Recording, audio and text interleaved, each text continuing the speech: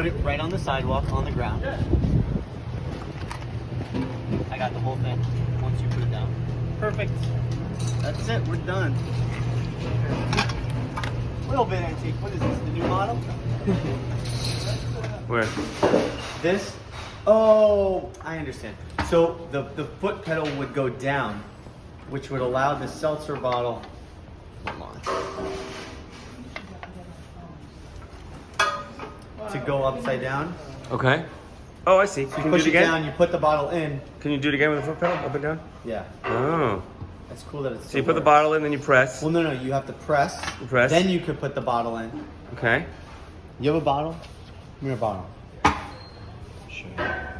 Very So cool. you're not able to get the bottle in without pushing the pedal down. Oh shit. See, it works.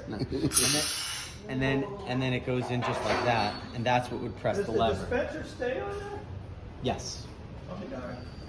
That's why you know why you need that? That's the Check helmet to every bottle protect he takes. protect your head. And then they would close this cage so that if the bottle were to explode, it would stay contained inside of the That's a safe. inside of the cage. It's a safety.